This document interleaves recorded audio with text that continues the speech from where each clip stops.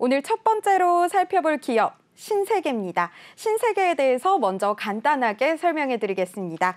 신세계는 1955년 동화백화점으로 설립돼서요. 1985년 유가증권 시장에 상장했습니다. 사업 영역으로는 백화점, 패션, 화장품 제조, 도소매, 면세점, 여객터미널, 관광 호텔업 등 세분화돼 있습니다. 신세계 센트럴시티, 신세계 동대구 복합 환승센터, 신세계 인터내셔널, 까사미아 등을 종속회사로 보유하고 있습니다. 매출 포지션 살펴보면요. 백화점 부문 31.6%, 패션 및 화장품 부문 23.6%, 면세점 부문 41.9%, 그 외 부동산 등의 사업으로 구분되고 있습니다. 최근 실적도 살펴보도록 하겠습니다. 최근 실적 살펴보면요. 3분기 연결 기준 매출액은 4조 3,824억 원, 영업이익 3,222억 원, 당기 순이익은 2,947억 원을 기록했습니다. 전년 동기 대비 누적 기준 매출액은 1,100억 원 증가했고요. 영업이익은 흑자 전환했습니다. 이렇게 간단하게 신세계에 대한 기업 정보 살펴봤고요. 대표님, 오늘 신세계에 어떤 이슈 있을까요? 네, 공시 살펴보도록 하겠습니다. 바로 어제였습니다. 회사 영업 잠정 실적 공정 공시 발표를 했는데요. 내용 좀 보도록 할게요. 네. 이 실적 발표가 4분기의 누적 실적이 아니라 12월에 이 월별 실적을 이 잠정 실적으로 공시한 겁니다. 내용 살펴보도록 하겠습니다. 매출액은 전년 동기 대비 29.5%가 좀 증가한 1조 6,440억, 1조 6,440억을 좀 기록했는데 누계 기준으로는 죄송합니다. 이게 맞네요. 1조 6천억. 자, 100만 원 기준이니까 1,600. 자, 이번 달에 이 매출액은 1조 6,712억을 좀 기록하면서 14.4%의 어떤 증감 효과가 있었다. 자, 전기 대비해서는 지금 이 인상률이 전기 11월과 12월 월별 기준의 어떤 증감치가 있고요. 전년 동기 증감치가 있죠. 전년 동기 대비해서는 14.4%가 좀 증가된 수치고 전기 11월 기점으로 봤어도 지금 통상적으로 한 1,000억 원 정도의 오히려 매출의 어떤 신장 효과가 좀 있었다. 자, 근데 이 누계치에 대한 어떤 부분은 4분기의 어떤 전체 실적 누계치가 아니라 12월의 월별 누계치의 어떤 증감 효과인데 자, 문제는 지금 11월 달보다 오히려 12월이 좀 증가됐죠. 그쵸? 물론 연말 특수가 좀 있었고 크리스마스 특수가 있었습니다. 그런데 더불어서 좀 예상됐던 어떤 실적 부분에 하회할 수 있는 요인으로 예상됐던 우려감이 자, 사회적 거리 두기가 좀 더 강화됐고 방역 조치가 좀 강화되면서 오히려 좀 매출액이나 어떤 이런 이 영업이익 부분에 좀 큰 타격을 좀 예상했는데 오히려 막상 좀 뚜껑을 좀 열어보니 11월부터 좀 견고한 실적 흐름을 좀 보였다라고 평가될 수 있겠습니다. 네, 12월 매출액이 전년 동기 대비 그리고 또 11월 대비 늘어났잖아요. 그러면 대표님, 올해 확정 실적 기대해봐도 괜찮을까요?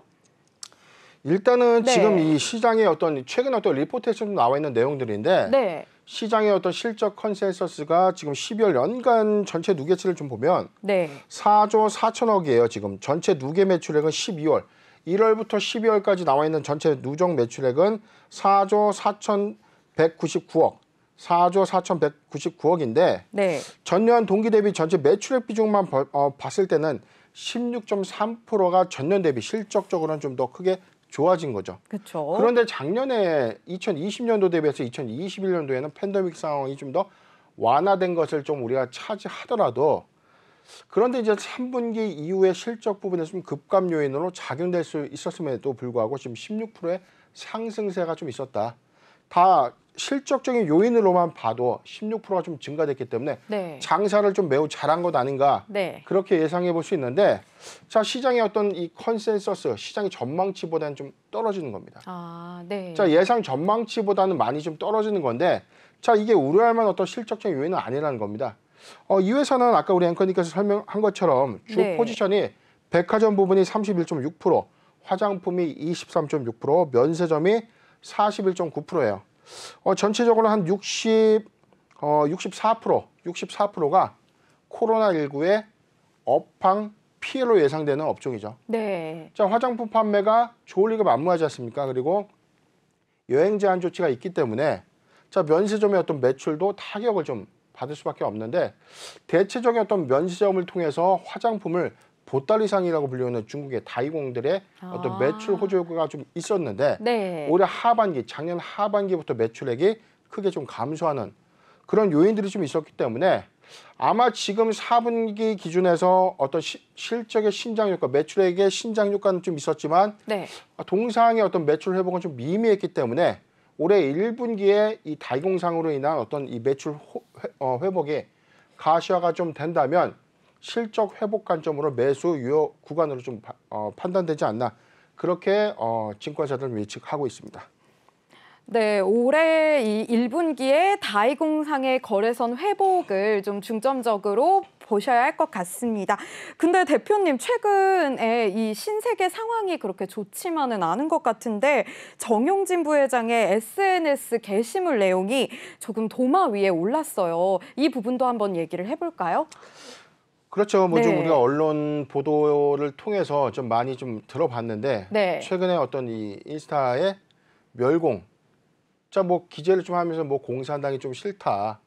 자, 그런 평가를 좀 하면서 자칫해서 이게 뭐 정치적 어떤 이슈까지 좀 번지면서 좀 논란이 좀 됐다가 최근에는 어떤 뭐 불매 운동까지 좀 있었고 이로 인해서 그쵸. 주가가 네. 3일 전에 좀 단기 좀 급락을 좀 했었어요. 대형주임에도 불구하고 주가 좀 급락을 하면서 좀 우려감이 좀 팽배했는데 네. 신세계 측에서는 일단 사태 수습위해서 자, 그거는 어떤 이 정치적 어떤 메시지가 없고 북한과의 어떤 이 개인적인 어떤 의견을 기재한 것뿐이고 자, 더 이상 이거에 대한 발언을 하지 않겠다라고 이야기를 하면서 좀 일단락이 좀 됐다가 다시 또 네. 바로 어제 또 관련돼서 또 이 내용이 또 나왔죠.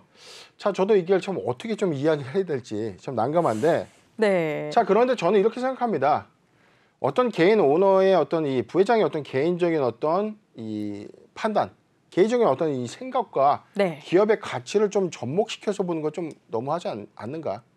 왜냐면은 지금 이제 회사 측에서는 선을 분명히 했습니다. 중국을 의도한 것 아니다. 북한의 최근 어떤 미사일을 발사하는 어떤 이런 정치적 행태. 그 다음에 본인이 어떤 사업을 하는 데 있어서 사업을 하는 데에서 어떤 이 사업의 어떤 리스크 부분. 네. 자, 이런 리스크 부분을 좀 우회적으로 좀 표현한 것뿐이다라고 좀 정리를 좀 한 건데 이게 좀 주가의 어떤 연관성을 좀 가지면서 좀 움직여진다는 것은 좀 너무 좀 앞서가는 것 아닌가 그런 판단을 해봅니다. 네, 제가 이제 또 궁금한 게 하나 있는데요.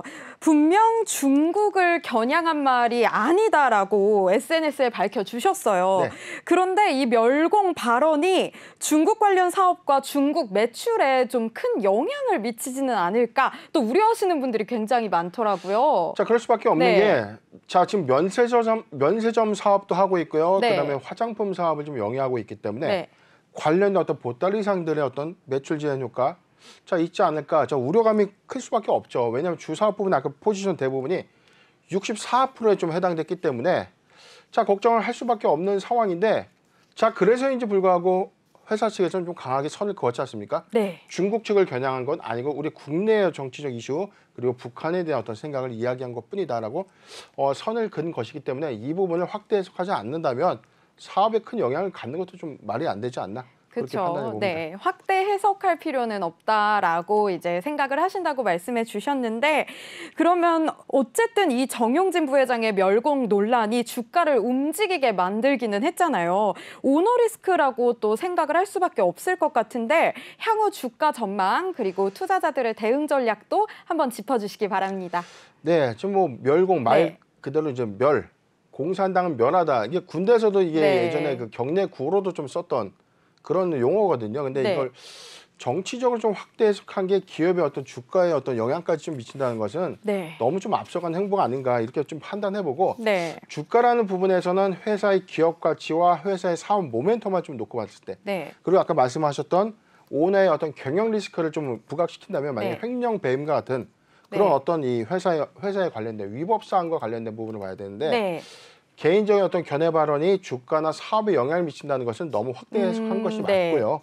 지금 차트를 좀 보더라도 자, 최근 어떤 이 작년 5월에 실적 기대감이 자, 팬데믹 상황 이후에 실적 회복 부분이 작년 5월 기준에서 실적이 부분적으로 회복될 수 있는 기대감 좀 반영되면서 32만 7,500원에 좀 신고가 갱신하고 난 이후에 최근에 11월 29일, 작년 11월 29일 21만 1,500원까지 급락을 했었죠. 3분기에 이 경기 변동성 악화 그리고 코로나, 위드 코로나에서 다시 전환될 것을 우리가 기대를 했지만 다시 사회적 거리두기가 좀 더 강화가 됐고 오미크론이라는 또 대외적 변수 요인이 좀 생기면서 자, 유통업 전반에 큰 타격을 준 겁니다.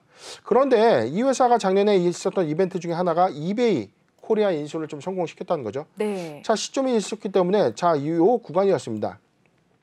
그런데 지금 반영 효과가 오프라인의 어떤 이 실적 매출이 온라인에서 같이 기조 유지될 것인가 관건이었는데 신년사에서 좀 이야기하는 부분이 있었죠. 오프라인을 잘하는 자가 온라인에서도 잘할 수 있다. 자, 그렇기 때문에 온라인 시장에서의 어떤 공격적인 어떤 신세계 횡보가 좀 주목되고 있는 상황에서 지금의 어떤 일봉상 포인트를 좀 보면 지금 바닥권 영역에서 상당히 올라왔다가 최근 3거래일 전에 자, 급락했던 요 요인은 바로 멸공 발언으로 인해서 이 회사의 어떤 보이콧 움직임까지 좀 전해졌던 그런 상태에서 좀 이 반영이 된 건데 자, 기업의 가치 부분을 좀 차지하라도 오히려 이 3일 전이 좀 매수 기회가 아니었나 좀 싶습니다. 충분히 1분기 이후에는 이 보달 이상의 어떤 실적 회복이 좀 가시화가 된다면 그리고 위드 코로나가 점차 상반기 안에서 좀 전환이 되고 오미크론이 좀 잠잠해지거나 지금 7월째까지 국내 좀 이 보급이 좀 되고 있는 상황에서 코로나 어떤 이 종식으로 인한 리오프닝 관련주의 어떤 이 회기에 따른 어떤 실적 회복이 좀 가시화가 된다면 신세계 30만 원 이하에 안착해도 충분히 가능한 주식이 맞지 않겠는가 저는 예상해 보고요. 자, 지금 매수하기 좋은 유효 구간 좀 설명해 드리겠습니다. 자, 요 구간입니다. 자, 22만 원에서 24만 원, 22만 원에서 24만 원 구간은 자, 1차 매수 요 구간 22만 원에서 24만 원 구간 포트 비중 10%의 분할 매수 의견을 좀 드리고요. 만약에 22만 원이 좀 이탈된다면 자, 내년 상반기 리오프닝주 관련된 어떤 이슈가 된다면 분명히 주가는 회복할 수밖에 없는 입장입니다. 그렇기 때문에 22만 원이 좀 하회하더라도 적정 지지선을 좀 잘 잡아서 자, 추가 분할 매수 중장기 관점에 실적 관점 자, 매수 유효 제시해 드리겠습니다. 회사의 기업 가치와 또 사업 모멘텀을 보고 이제 주가가 움직이는 게 맞기 때문에 이 개인의 발언에 대해 너무 확대 해석하지 않아도 된다라는 말씀도 해주셨고요. 또 온라인 사업에 대한 횡보가 기대되고 있기도 하고 상반기 안에 또 오미크론이 조금 잠잠해진다면 리오프닝 관련주는 실적 회복할 수 있기 때문에 매수 유효 구간으로는 22만 원에서 24만 원 1차 매수 유효 구간 잡아주셨고요. 포트 비중 10% 그리고 분할 매수 의견 제시해 주셨습니다. 이렇게 신세계 알아봤고요. 두 번째로 살펴볼 기업 디지캡입니다. 디지캡은 2000년에 설립돼서요. 2018년에 코스닥 시장에 상장했습니다. 주요 사업으로는요. 디지털 콘텐츠 저작권 보호를 위한 솔루션, 방송 서비스 솔루션, UHD 방송 솔루션 등의 공급입니다. 매출 포지션도 살펴보도록 하겠습니다. 매출 포지션은 보호 솔루션 부문 39.4%, 방송 서비스 솔루션 부문 23.8%, 엔스크린 솔루션 10.5%, UHD 방송 솔루션 22.7%로 구분됩니다. 최근 실적도 살펴보도록 하겠습니다. 최근 실적은요. 3분기 연결 기준 매출액이 195억 원을 기록했고요. 영업손실 5억 5천만 원, 당기 순손실 3억 2천만 원을 기록하면서 매출액은 소폭 감소했고요. 영업손실과 당기 순손실은 지난해 3분기 누적 대비 손실폭이 많이 줄었습니다. 이렇게 간단하게 디지캡에 대해 알아봤고요. 대표님, 오늘 디지캡 어떤 부분 살펴봐야 할까요? 네, 지금 디지캡 보유자 관점에서도 굉장히 좀 스트레스 많이 받고 왜냐하면 주가가 단기에 급등했다가 상승 부분을 모두 반납해서 좀 전 저점의 영역대까지 지금 내려와 있는 주식이기 때문에 참 답답할 수 있는 상황이에요. 공시를 먼저 살펴보도록 하겠습니다. 바로 어제였습니다. 디지캡 파산 신청이 기각됐는데 내용을 살펴보도록 하겠습니다. 자, 파산 신청의 기각. 디지캡은 이 회사의 채권자 측이 제기한 이 파산 신청으로 인해서 파산 신청이 좀 제기된 바 있었고요.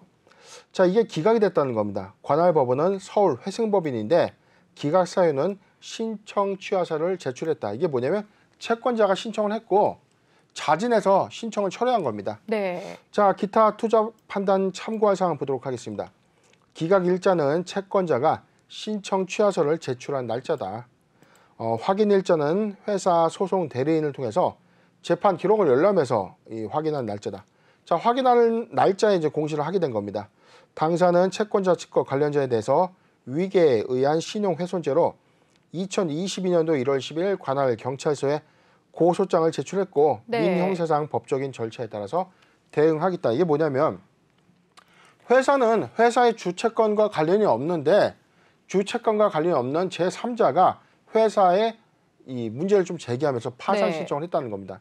자, 그래서 위계에 의한 신용훼손죄로 회사 측은 이 관련자를 이 경찰에 좀 고소를 좀 해놓은 상태고 이건 현재 이 진행 중에 있다. 적극 대응하고 있다라고 좀 밝힌 바 있었죠. 오늘 공시가 좀 하나 또 나왔는데 네. 지금 이게 오늘 나온 것을 한번 더 보도록 하겠습니다. 자, 기타 경영사항 자율공시입니다. 주요 내용 보도록 할게요. 전자 등록 주식 처분 금지 가처분의 신청 취하. 자, 이게 뭐냐면 전자 등록된 주식의 처분 금지. 지금 주식이 과거와는 좀 다르게 전자에 다 전산화돼서 등록돼 있습니다. 네. 자, 이걸 실물주권이라고 예전에는 좀 표현했어요. 뭐냐면은 우리가 주식이라는 거는 증권 계좌에 입고가 돼서 네. 증권 계좌에서 사고 팔고가 되죠. 자, 그런 경우가 있고 과거에는 증권 계좌에 보유를 하지 않고 실물이라고 해서 증서로 보관을 좀 하곤 했었어요. 그게 시대가 좀 바뀌면서 전산화가 된 겁니다. 전자 등록 주식은 뭐냐면 자, 이 예탁 계좌, 증권사 계좌에 입고된 것이 아니라 전자 등록 주식으로 네. 따로 이제 관리되고 있는 주식을 의미하는데 전자 등록 주식의 처분을 금지해달라고 가처분 신청을 낸 것에 대해서 신청자가 취하라는 겁니다. 네. 채권자는 주식회사 위고 파트너스 외 1명이고요. 채무자는 현재 최대 주주인 신용태 외 1명에 대해서 전자 등록 주식을 처분하지 말도록 해주세요라고 이야기를 했다가 이 신청을 취하게 된 겁니다. 그래서 채권자들은 2021년도 캅 2197이 사건에 대해서만 신청을 전부 취하한다. 지금 두 개의 어떤 이 신청 사건이 있었는데 네. 전체를 취하해서 경영권 분쟁이 종식된 것이 아니라 자, 사건의 어떤 중복 소송이나 실익이 없는 전자 등록 주식에 대해서만 취하를 한 거기 때문에 자, 이게 뭐 공시사항에서 현재 진행되는 어떤 경영상의 어떤 이슈가 뭐 종식되었다. 그렇게 보기엔 좀 어렵지 않겠는가 판단되는 공시입니다. 그런데 결국 이 모든 문제가요. 디지캡과 메디칸의 합병이 진행되지 않으면서 발생한 일 같은데 그간 히스토리를 좀 짚어주실 수 있으실까요? 네, 이게 제가 기억하기로는 작년 한 10월부터였는데 공시를 좀 먼저 살펴보도록 하겠습니다. 네. 여기 내용을 좀 보면은 네. 자, 지금 10월 21일이었죠. 자, 이날 회사는 최대 주주 변경을 수반하는 주식 양수도 계약 체결을 한 바 있었죠. 회사 양도인은 신용태, 한승우의 사인, 기존의 현재 최대 주주였고요. 최대 주주와 특수관계인의 지분을 메디칸 주식회사의 3인에게 양도하는 겁니다.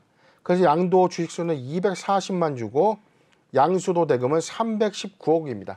즉 319억 원의 240만 주의 주식을 메디칸 주식회사 외 3명에게 매각하는 계약을 체결했는데 이게 종국적으로는 계약이 철회가 된 겁니다. 자, 내용을 좀 한 번 더 보도록 하겠습니다. 네.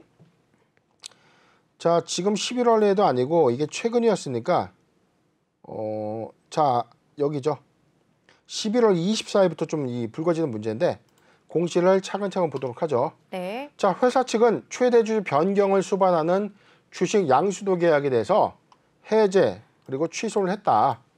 해제는 양수인이 계약에 따른 거래 문제점 시정을 이행하지 않았다. 뭐냐면 양수도 계약서 안에서 이행해야 될 어떤 사항들을 양수인이 그러니까 회사를 사는 측이 이행을 하지 않은 겁니다.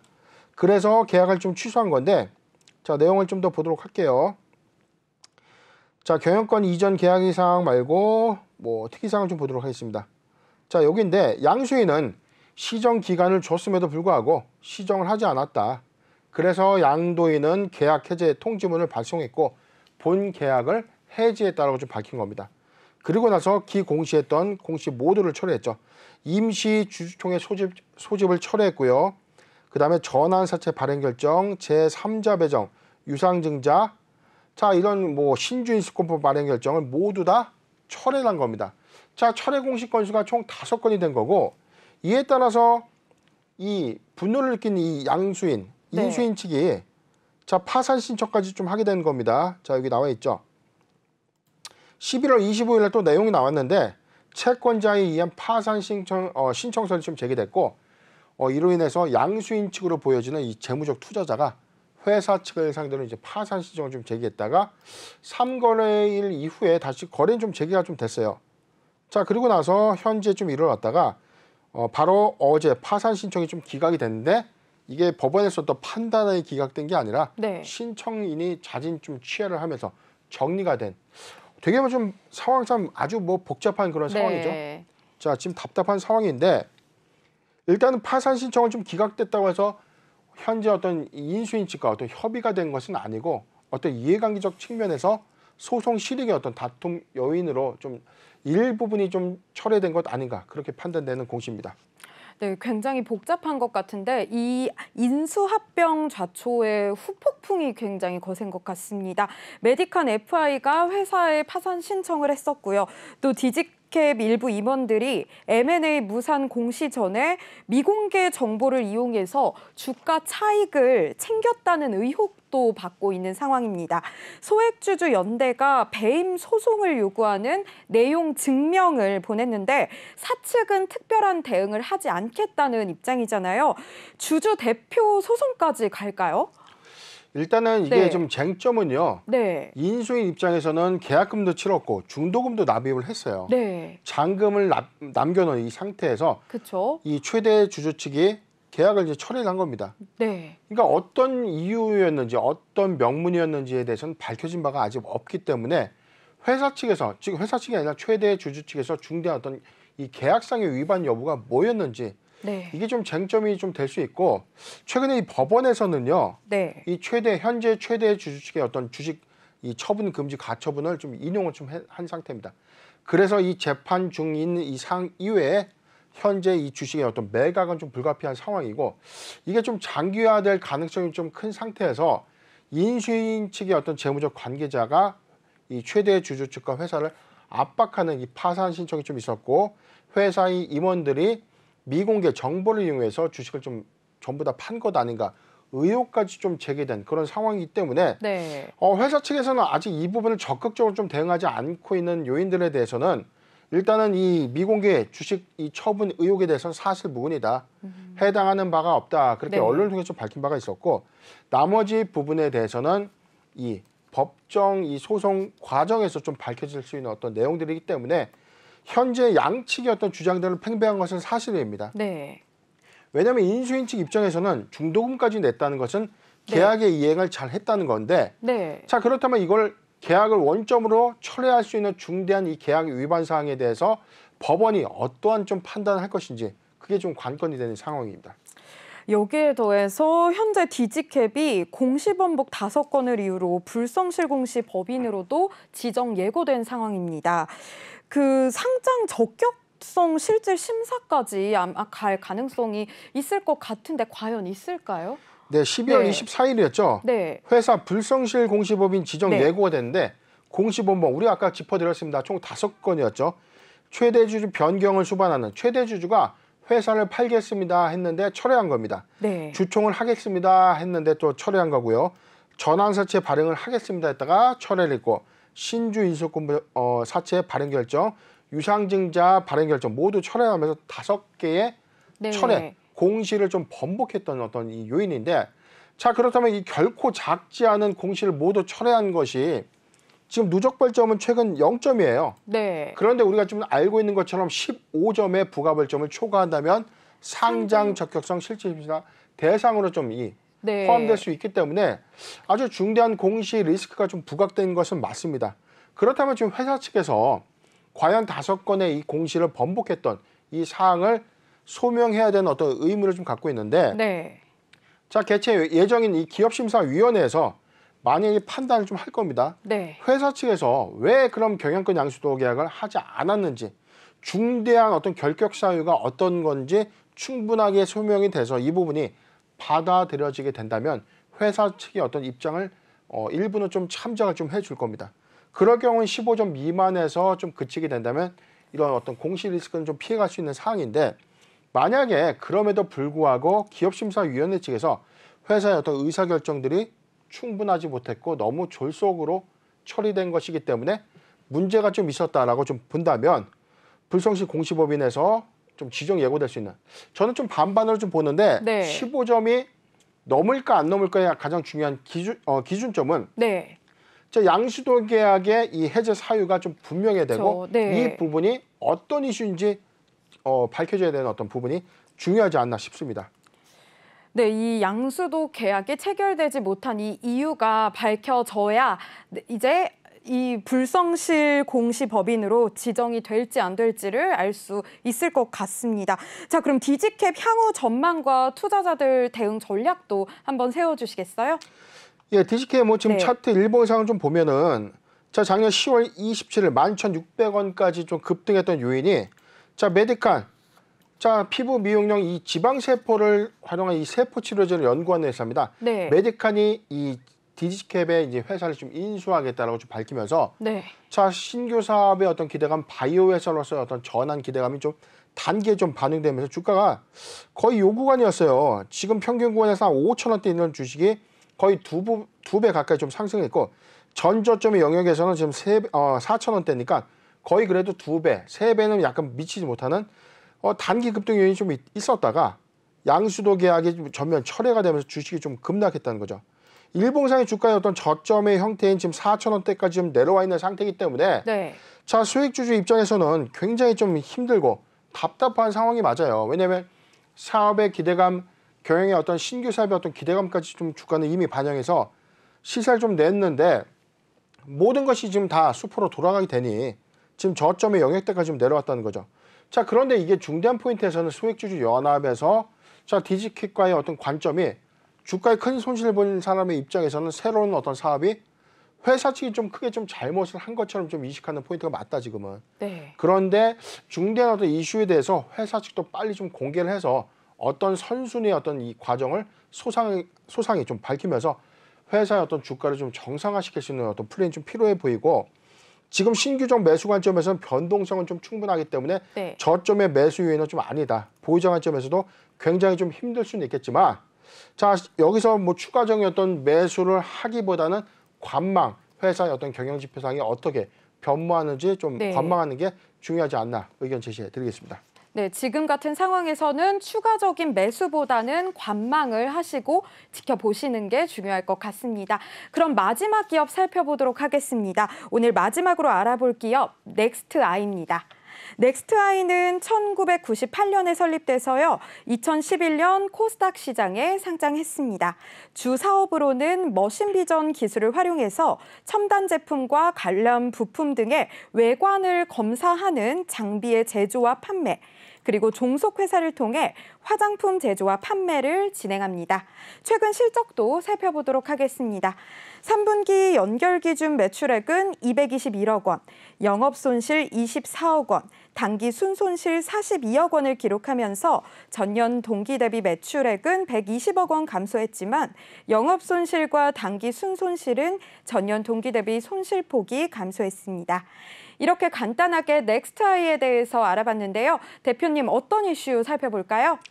예, 먼저 이 공시를 살펴보기 앞서서요. 네. 지금 자기 주식 처분 결정이 있었고 전환사채 발행 결정이 있었고 그다음에 자, 이게 많이 나오는 공시는 아닙니다. 교환사채 발행 결정이 있었는데 자, 용어부터 좀 정리를 좀 해드릴게요. 전환사채는 한 번 더 좀 정리를 하자면 네. 자, 사채의 형태와 주식의 형태 두 가지를 좀 갖고 같이 할 수 있는 이 병행 투자 요법입니다.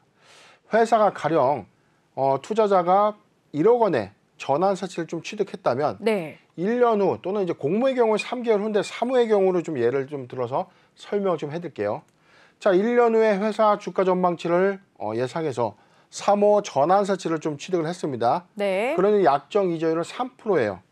자, 3%의 이자를 조건으로 사채를 이제 받았는데 그다음에 발행가액은 1,000원이라고 했을 때 자, 네. 1년 후 주가가 2,000원이라면 주당 1,000원의 시세 차익이 좀 예상되는 이 사채를 주식으로 좀 전환할 수 있는 투자 형태를 전환 사채라고 좀 하고요.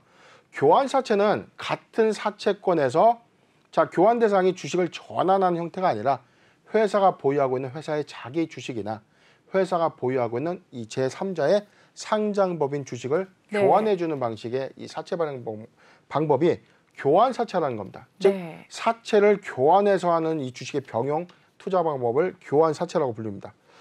공시 살펴보도록 하겠습니다. 바로 어제였습니다. 회사 주요사항 보고서를 통해서 전환 사채, 교환 사채 발행 결정을 좀 했는데 내용을 살펴보도록 할게요. 네. 자, 1회차 무기명식 무보증 3호 교환 사채입니다. 자, 권명 총액은요 22억이다. 자, 운영자금 22억 원을 목적으로 교환 사채 발행을 좀 했는데 표면 이자율은 제로고 만기가 1%입니다. 자, 사채 만기일은 3년 후인 2024년도 2월 5일이고요. 내용을 좀 보도록 하겠습니다. 자, 교환 비율 100%, 교환가액이 1,261원인데 네. 자, 1,261원이에요. 자, 뭐냐면은 1,261원에 회사의 현재 자기 주식을 교환하는 22억 원의 발행 조건을 좀 제시를 한 거고 교환의 청구 기간은 1년 후가 아닌 2022년도 2월 26일부터 2년 후인 2024년도 1월 25일 전환 청구는 3호 기준에서 1년 후에 주식으로 좀 전환할 수 있는데 네. 교환 사채의 경우는 두 달 후부터 두 달이 아니죠. 한 달 후부터 2월 26일부터 교환 청구가 좀 가시화가 될 수 있는 장점이 있기 때문에 회사의 자기 주식을 제3자한테 교환 사채의 어떤 발행 형태로 교환해주는 형태의 어떤 사채 발행을 결정한 겁니다. 자, 내용을 좀 보도록 하겠습니다. 자, 이 발행 대상자는 네. 레디투스를 대상으로 22억 원의 운영자금을 목적으로 좀 조달하는 거고 자, 두 번째 공시를 좀 보면은 자, 전환사채 발행 결정이죠. 자, 내용을 좀 보도록 하겠습니다. 자, 이 정우표인데 자, 본문을 좀 봐야겠죠.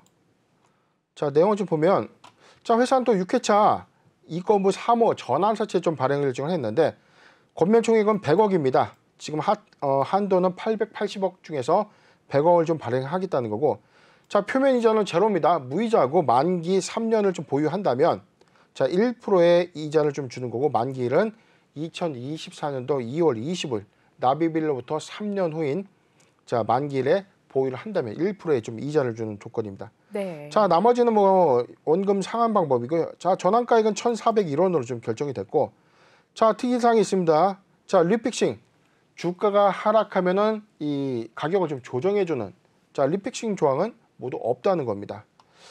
청약일은 1월 11일, 납입 2월 25일. 아까 교환사채 일자와 납입 일자 좀 비슷한데 네. 내용을 또 보도록 할게요. 자, 납입 대상자는 AX 투자조합인데 총 100억 원의 납입을 하고 자, 마찬가지로 조달의 자금 사용 목적은 운영자금입니다. 자, 지금 투자조합과 이 기관으로 보여지는 100억과 22억 원의 전환사채 그리고 3호 교환사채 발행 결정을 통해서 122억 원의 자금을 조달하는 공시가 되겠습니다. 그런데 사실상 넥스트아이가 산업처리 자동 측정 전문 업체고요. 또 제어 장비 제조 서비스를 목적으로 국내에서 설립된 회사잖아요. 근데 중국계 기업에 인수가 됐었고 또 종속 회사를 통해서 중국 내에서 화장품 사업을 하고 있는데 이번 운영 자금이 화장품 사업에 쓸 가능성이 큰 거 아닌지 또 궁금해요. 일단은 아까 네. 우리 뭐 매출 포지션 봤는데 네. 지금 주사업 부분에 대해서는 지금 보면은 검사 장비 부분에서 한 25.4%, 3천 측정기가 22%, 하부를 해보면 한 47%가 자, 제조 장비 쪽에서 47%가 좀 있고 네. 화장품이 지금 전체 51.3%가 있기 때문에 자, 매출 포지션 어떤 주 파일을 본다면 그래도 화장품 유통 사업에 어떤 투자라는 것 아닌가 이렇게 볼 수 있는데 아직 운영 자금의 용처가 좀 나와 있는 것은 아닙니다. 현재 오너는 중국계 오너로 돼 있고 임원진들도 모두 중국인이에요. 그리고 화장품 사업의 프랜차이즈 사업은 중국 내에서 좀 활성화되고 있는데 네. 자, 관련 사업은 지금 코로나로 인해서 사업이 좀 부진할 수밖에 없는 그렇죠. 사업의 부진은 좀 예상되기 때문에 네. 자, 추론하건대 122억 원의 자금을 활용해서 코로나 종식 이후에 이 거래선이 좀 활성화될 예정인 화장품 사업에 부분적으로 좀 투입될 가능성도 사실 좀 있겠다. 지금 디스플레이 검사 장비의 경우에 이 수요 캐파가 반도체 장비에 비해서는 디스플레이 장비의 어떤 이 수주가 좀 다소 미흡한 건 사실입니다. 네. 반도체 법인 또는 이 5G에 관련된 이 검사 장비 쪽에 이 판매가 좀 호조를 보이는 것과는 이 다르게 디스플레이 어떤 이 외관 검사 장비에는 사실 이 매출액을 좀 극대화할 수 있는 어떤 산업 부분은 좀 아니기 때문에 자, 가시가 되는 이 회사의 어떤 종속 회사를 통한 사업 부분을 좀 더 연계하는 관점이라면 이런 부분이 화장품 이 캐파에도 조금 더 배분되지 않겠는가, 저도 조심스럽게 한번 판단해 봅니다. 네, 근데 최근에 또 이준석 관련주로 눈길을 끌기도 했네요. 네, 그렇죠. 네. 이게 넥스타이가 이제 네. 과거 이준석 국민의힘 이 대표가 네. 대표의 부친이 감사로 좀 재직했던 회사라고 좀 하면서 작년 6월부터 좀 주식의 좀 시세 좀 급등 요인이 좀 있었는데 자, 이 정치 테마 중에 어떤 편입 이슈 때문에 주가 좀 단계 좀 급등을 했다는 거예요. 좀 내용을 보면 이 저점의 영향대는 1,200원에서 지금 뭐 3,000원대니까 거의 3배 가까운 어떤 이 매출 주가가 좀 급신장했던 어떤 이력이 있고 최근에 상승폭이 좀 전부 다 이제 반납된. 자, 주가적인 부분은 지금 뭐 연 저점 형태인 1,260원을 1,180원을 전 저점으로 해서 지금 1,300원대를 좀 유지하고 있는데 자, 문제는 지금 주가 회복 부분이 122억 원 부분에서 네. 이 사업 자금을 어떻게 활용해서 회사의 어떤 체질을 개선할 것인 건데 자, 주가의 어떤 단기 상승됐던 작년 6월의 주가에 대비는 정치 테마주로만 주가가 급등했던 이력 때문에 단기 매물대는 좀 상존하고 있다는 겁니다. 자, 그렇기 때문에 지금 주가의 어떤 이 차트 부분은 네. 사업적인 어떤 우상향 패턴을 좀 봐야 되는데 내용적으로 보면 지금 저는 이렇게 봐요. 저점의 영역은 좀 사실 맞다. 저점의 영역대는 좀 맞기 때문에 매수하기 좋은 구간은 맞는데 네. 자, 1,200원에서 지금 1,400원 구간, 1,200원에서 1,400원 구간은 매수하기 좋은 구간은 맞는데 자, 지금 판단하기 매수보다는 지금 묶어 있을 필요는 없다는 겁니다. 자, 우리가 눈여겨볼 필요는 있는데 리오프닝 관련점에서 화장품 업황이 좀 회복되면서 실적 회복 부분, 그 다음에 122억 원의 운영 자금이 어떻게 투자될 것이니 자, 두 가지를 우리가 모멘텀으로 관점 제시해 보겠습니다. 네, 오늘 신세계와 디지캡 그리고 넥스트아이에 대해서 알아봤습니다. 대표님이 말씀하신 이 포인트들이 여러분들이 전략 세우시는데 도움 되셨으면 좋겠습니다. 추가적으로 더 알아보고 싶은 공시가 있으시거나 또 방송 내용이 이해가 잘 안 가시면요. 노란톡 오픈 채팅방 변영인의 기업공시연구소에서 궁금하신 점 남겨주시면 저희가 친절하게 답변해 드리겠습니다. 자, 그러면 대표님, 우리 이제 마무리하기 전에 네. 오늘 장은 또 상승 마감을 했잖아요. 내일 장은 또 어떻게 예상을 해보시는지 또 투자 전략 좀 세워주시면 감사하겠습니다. 네, 지금 네. 우리가 오늘 증시 오늘 내일 해야 되는데 네. 디지캡에서 너무 많이 우리가 에너지를 소비했지 않습니까? 근데 네. 너무 이게 내용이 많았기 때문에 사실 저도 안타까운데 자, 그래도 뭐 충분히 좀 설명하는 게 좀 맞을 것 같고요. 자, 오늘 지금 잠깐 차트를 좀 보면 자, 살펴보겠습니다. 자, 코스피 네. 오늘 1.5%대 상승 마감했고 시초 대비 자, 장 후반에 상승폭을 좀 키운 증시의 흐름. 코스닥도 마찬가지입니다. 자, 시초 대비 장 후반으로 갔을 때 자, 전략 후강의 장세 좀 마무리했기 때문에 지금 금리 인상 기조를 당분간 내년 올해 네. 하반기에도 좀 이뤄질 수 있다. 다소 조금 이게 완화된 어떤 표현법으로 바뀌면서 간만에 좀 유동성이 좀 공급되는 훈풍의 장세 좀 있었지만 그쵸. 자, 이벤트에 항상 주목을 해야 되고 많은 비중을 단기에 가져가는 전략보다는 좀 보수적인 어떤 포트 관점이 맞지 않겠는가.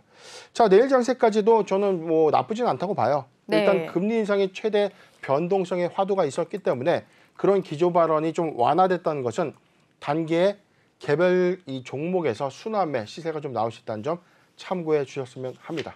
네, 아무래도 최대 변동성은 이 금리 인상인 것 같은데, 근데 어제 이 발언이 이제 조금 우리 시장에 훈풍을 불어 넣어 주었고 내일도 그렇게 될 거라고 예상을 해주셨습니다.